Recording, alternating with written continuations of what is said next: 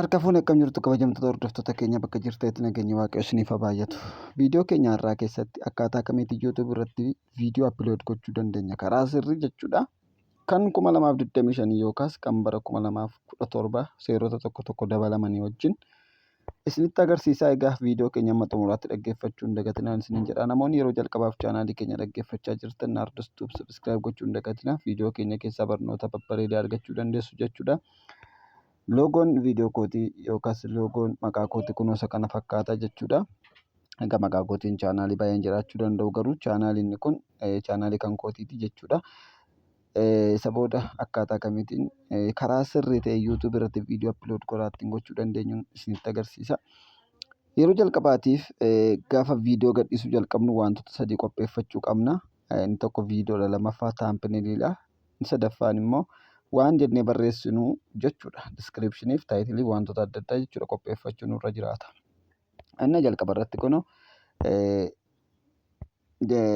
taampinelii qopheeffadheen jira jechuudha. Taampinelii waliin qopheessina. Taampinelii qopheeffachuudhaaf egaa appilikeeshinii taampinelii jedhu buufattaniitu achirratti fakkeenyaaf kun asitti akkaataa itti viidiyoo upload godhan jedheen barreessa. Akkaataa itti viidiyoo YouTube irratti upload godhan jedheen barreessa. Akkaataa itti YouTube irratti post godhan.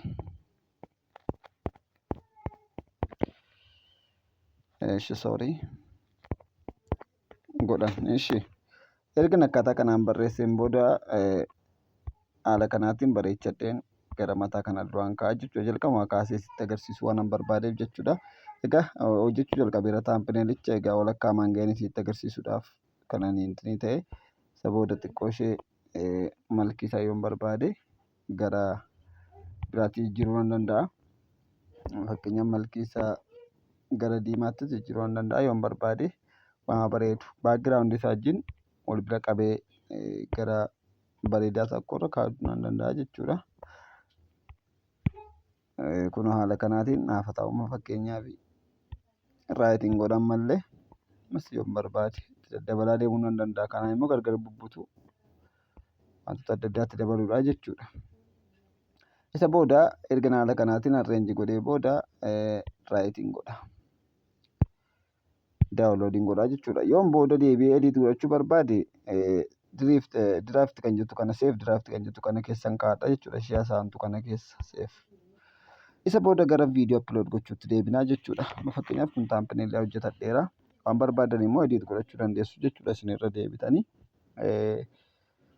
Amma garuu irra guddeessatti barnoota irra isiniif qabadhee dhufe dhimma taampineliitu hin taane dhimma viidiyooti waan ta'eef, garuu dirqama taampinelii isin barbaachisa waan ta'eef appilikeeshinii isaa kam namoota naan jettan yoo jiraate appilikeeshinii isaa kunooti akkuma argaa jirtan taampinel jettee jirti jechuudha. Gara olii kanatti ishee buufattanii ittiin hojjetachuu dandeessu jechuudha. Haala salphaadhaan isiniif hojjeta taampinelii. Viidiyoo upload gochuudhaaf jalqaba irratti gara kiroomii keenyaa deemnaa jechuudha. Kiroom jennee barreeffannaa.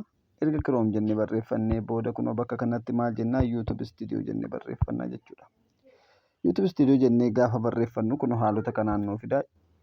Haala kanaan gaafa nuu fidu al tokkicha yoo irra xunne keessa nu galchuu dhiisuu danda'a. Kanaaf maal goonaa quba keenya irra keenye gatteenya. Erga irra gadi qabnee teenye booda open new tab kan jettu ishee gara lammaffaa irra jirtu. New tab in group kan jettu ishee lammaffaa irra jirtu irraa al tokkoof xunna. Akkuma argaa jirtan kun jala xumura irratti mallattoo YouTube kan fakkaattu mallattoo YouTube argattu jechuudha. Miila ishee jalatti kun ishee irraa al tokkoof tuttu. Ergasii booda YouTube Studio keenya keessa nu galchaa jechuudha. YouTube Studio keessatti wantoota baay'ee sirreeffachuu dandeenya. Kanaan dura wantoota baay'ee waliin ilaallee turre. YouTube Studio keessatti wantoota sirreeffachuu qabnu jechuudha. Haa ta'uti guyyaa irraa akkaataa itti viidiyoo upload godhan waan ta'eef kallattiidhaan gara viidiyoo upload gochuutti kan deemnu jechuudha. Kallattiidhumaan gara harka bitaatti guddisee sitti agarsiisa. Gaafa akkaataa kanaan guddifannu kunoo bakka kanatti maal jedhee jira? Kireet jedhee jira jechuudha. Kireet jedhee nuu kaa'ee jira jechuudha. Isa booda ishee mallattoo kireet jettu kana keessa al tokkoof tunna. Asitti wantoota 5 nuu fida. upload video jedha, go live jedha, create post dha, new playlist fi new podcasts kan jedhu jira jechuudha. Isaan kun hundumtiyyuu dhimmoota viidiyoo wajjin wal qaqqabatanidha waan ta'eef yoo barbaadde itti fayyadamuu dandeessu. Inni laayiviin dhimma laayivii wajjin wal qabatudha. Create postiin immoo warra communities ni banamee jiru, warra community irratti waa post gochuu barbaaddanii fakkeenyaaf akka feesbuukiitti viidiyoo yoo barbaaddan namaaf share gochuu yoo barbaaddan immoo akka barbaaddanitti footoo barbaadan gadhiifachuu barreeffamoota adda addaa kaa'uu namoota barbaadaniif jechuudha kan inni fayyadu. Amma kallattiidhaan gara uploadii keenyaa dhaqnaa jechuudha. Jalqabarra jiru kana mallattoo xiyyaa kan jalqabarraa qabdu sanarraa al tokkoof xunnee seenna. Gaafa haala kanaan xunnu gara faayila keenyaatti nu ergaa jechuudha. Kunoo select file jettee jira kana jirti. Select file kana keessa al tokkoof ni seenna jechuudha. Isa booda gara faayil manaajerii keenyaa keessatti nu ergaa jechuudha. Gara bilbila keenyaatti achi keessaa viidiyoo kan post gochuu akka barbaannu keessaa filannaa jechuudha. Amma kunoo asii suura baay'eedha kan inni fidee jiru.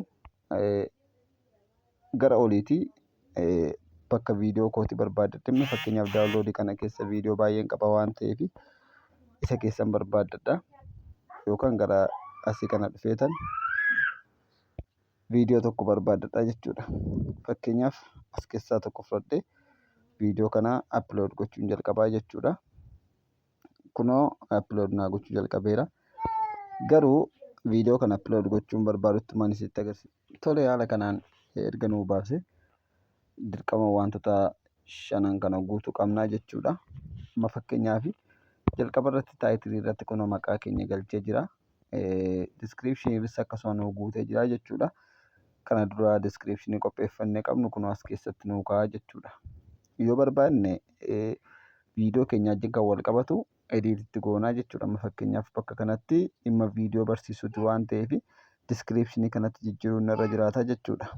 Ergasii booda akkuma waan itti jijjiiretti qabadha darba. Fakkeenyaaf taayitilii kunoo as keessa tuqeetan maqaa viidiyootti barreeffadhee darba. Fakkeenyaaf akkaataa itti viidiyoo post godhan jedhee man darba jechuudha. Akkaataa itti viidiyoo YouTube irratti maxxansan. YouTube irratti maxxansan. Innaa haala kanaan descriptionii jalattis waama dhimma kanaa wajjin wal qabatu barreeffachuun irra jiraata jechuudha. Ergasii booda gara taampinaliitti guuttachuutti darba. Taampinaliin kun akkuma argaa jirtan jala kana jirti. Ishee keessaa al tokko nan tuqa.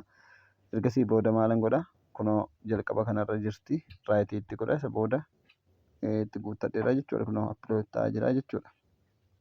Inni kan biraan pileeyiliistii jedhee jira. Pileeyiliistiin kunoo jala kanatti jirti. Pileeyiliistii fakkeenyaaf wantoota pileeyiliistii 5 hidhadheen jira. Achi keessaa isa jalqabarra jiruun raayitiitti godhadha jechuudha. Yoo barbaaddes dhiistee bira darbuu dandeessu pileeyiliistii.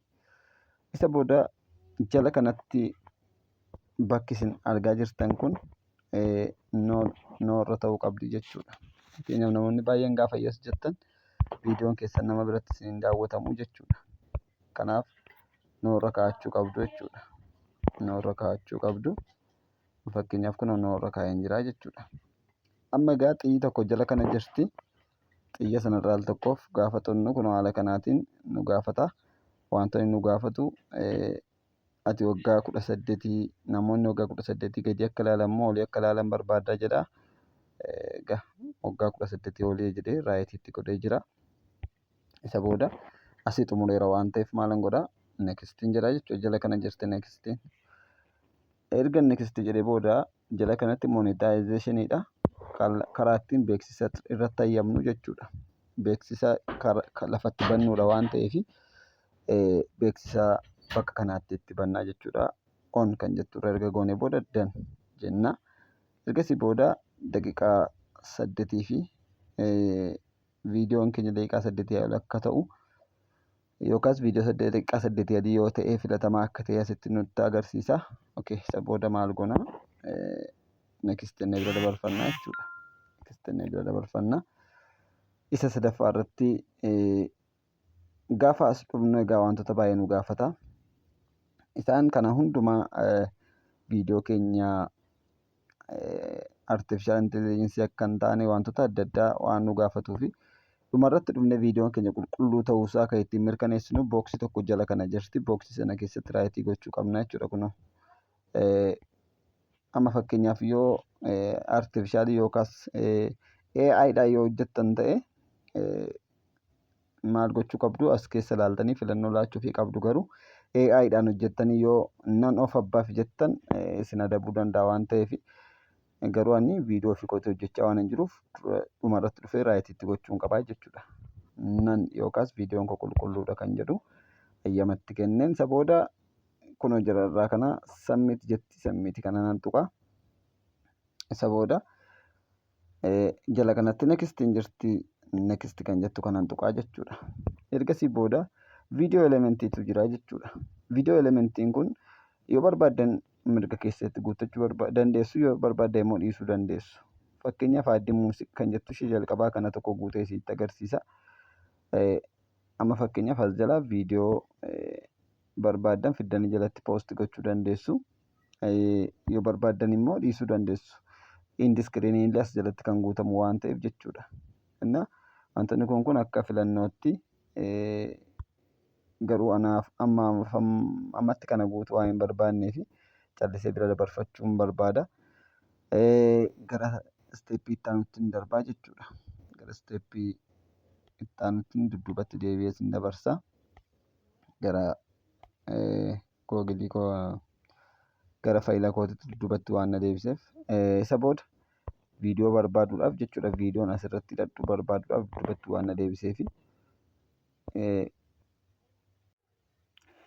tole ammallee kanallee biraan dabarfadhaa jechuudha. Hin barbaadu aaddi kaardii isin barbaadu, aaddiin indiskiriiniis yoo barbaaddan isin irratti godhachuu dandeessu. Aaddi kaardii isin jettan kun wantoota viidiyoo dhaggeeffattanii viidiyoo wayii kan dhufee lakkoo maqaadhaan isinii irra dhufee isinii galuu jechuudha gidduutti. Yoo barbaaddan gara gidduu kanaatti achi as buttanii gochuu dandeessu.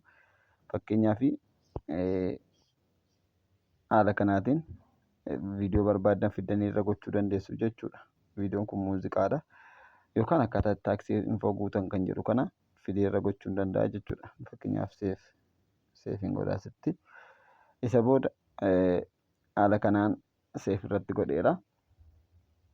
Isa booda ammas yoon barbaade isa indiskiriin jettu kanan tuqaa. Indiskiriin immoo erga dhaggeeffattanii viidiyoo kana gara dhumaatti wanta isin dhuma isaa irratti argattanidha jechuudha. Viidiyoo kana gara dhumaa irratti wanta isin argattanidha waan ta'eef isa booda yoo barbaaddan pilaasii kana tuquudhaan dhaxxanii viidiyoo barbaaddan fidattu. Viidiyoo barbaaddan erga fidattanii booda immoo as galchitu jechuudha. Yoo barbaaddan pileeliistiilee tuqattanii fiduu dandeessu. Fakkeenyaaf pileeliistii tuqeera fidee as naa galchaa jechuudha. Akka fa'aa viidiyoo kana xumurtanii raawwattaniin seef godheen keessaa ba'a. Viidiyicha ta'ee dhaggeeffachuu dandeessu jechuudha. Kun illee naa galeera. Ergasiin booda cheek kan jettutti darba. Cheekiin viidiyoon keenya akka koppiraayitii hin qabne cheek kan ittiin godhuudha. Nekistiin jedha. Isa booda kunoo bakka kanatti bakki murteessaan yeroo baay'ee namoonni akkuma viidiyoo hojjettanii raawwattaniin poost gootuma fakkeenyaaf fiddanii paabliikii irra keessu. Viidiyoon keessa yeroo baay'ee gaafa paabliikii irra gootanii utuu beeksisni irratti hin hidhamiin waan ta'eef viidiyoo keessan alliisti godha. Alliisti erga gootanii booda daqiiqaa 30 daqiiqaa 40 booda gadhiisa yookaan guyyaa tokko booda. Sababiin isaa beeksisni irratti hidhamee akka beeksisaaf mijatetti gadhiisuun irra jiraata jechuudha. Namoonni baay'een ariifatanii viidiyoo isaanii poost godhu. Isa booda isteeppii itti aanutti dabarra jechuudha. Isteeppii itti aanutti dabarra. Amma alliisti godhee darbeera waan ta'eef isteeppii itti aanutti darba. Erga isteeppii isa dhumaatti darbee booda jala kanatti dhufee amma adeemsa jiruun xumuriin jira waan ta'eef iskejuul naan jedhee jira. Yoon barbaade isuma xumureen keessa ba'a jechuudha. Iskejuulii irra godhee isa booda gara goo kan jedhu xumureen keessaa ba'a yookaan taa'een eegaa yookiin immoo inni yoo ofiisaatiin yeroon xumuru iskejuuliin sii godha keessaa ba'ii naan jedhaa jechuudha. Isa booda daqiiqaa muraasa booda poostii naa ta'a. Amma garuu viidiyoo kana poost gochuun barbaanne waan ta'eef viidiyicha nan balleessa. Kanaaf akkaataa kanaatiin viidiyoo keessan poost yoo godhattan karaa seera qabeessa viidiyoo bareedaa hojjechuu dandeessuun isin jedha. Amma xumuraatti waan dhaggeeffataniif guddaa galatoomaa. Viidiyoo kana amma xumuraatti daawwadhaa. Laayik, sheer gochuun hin dagatinaa. Turtii gaarii.